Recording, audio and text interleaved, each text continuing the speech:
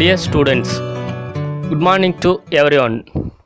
Welcome to our online science class. In this video, we are going to see about fractional distillation.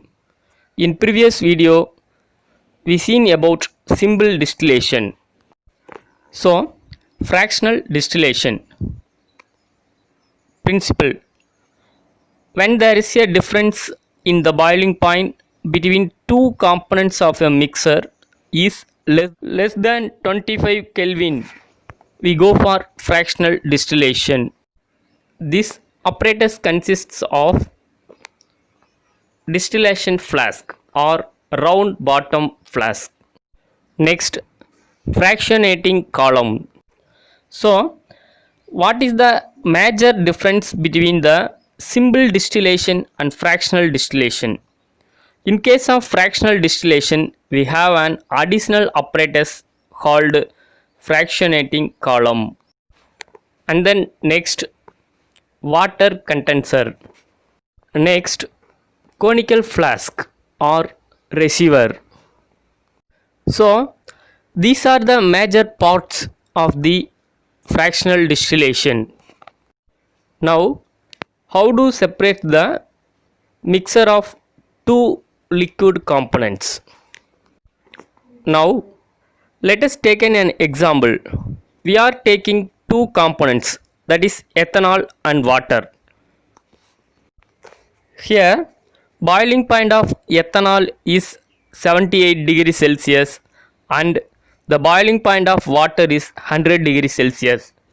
Now, we are having this mixture of ethanol and water, and we are taking within a round bottom flask and we are heating it. Now, when the temperature reaches 78 degrees Celsius, the ethanol getting vaporized. It is entering into gaseous state and entering into fractional column. What happens in fractionating column? In fractionating column, the upper portion is colder than bottom portion of the fractionating column. So, it is well clear that the vapor with high boiling point contains very faster than the vapor with low boiling point. So, in this case, ethanol which is having low boiling point and condenses slowly. So, condense means the vapor changes to liquid. So, once ethanol reaches 78 degrees Celsius, it changes gaseous state and go to the top portion of the fractionating column. Now, reaches this region, the vapor is getting condensed. This again changed to liquid. So, there is a chance that all liquid fall into fractionating column. But this will not happening because it absorbs heat in bottom portion of fractionating column. So, again re-vaporizing and this vapor go to the condenser, where this portion filled with water and give cold temperature to the vapor. So, the vapor again condensed and changes to liquid. Then this liquid collected in conical flask or receiver. So, now ethanol is separated from water. Now, what's happening in this water in round bottom flask? During the above process, the water reaches 100 degrees Celsius and changes to vapor. This vapor go to the fractionating column. What will happen? As I already told that the vapor with high boiling point condenses very fast. So the particular region itself, the vapor condensed back into liquid, and it is again fall into round bottom flask. This will we are separating water and ethanol. Next, applications of fractional distillation. First, it is used to prepare distilled water. Now we get water from natural sources which will be having many impurities and other minerals present in it. So we purify this, we use fractional distillation. Second thing, preparation of ethyl alcohol. Nowadays we use sanitizer. This sanitizer containing alcohol. Alcohol is nothing but ethyl alcohol. Next, purification of petroleum products.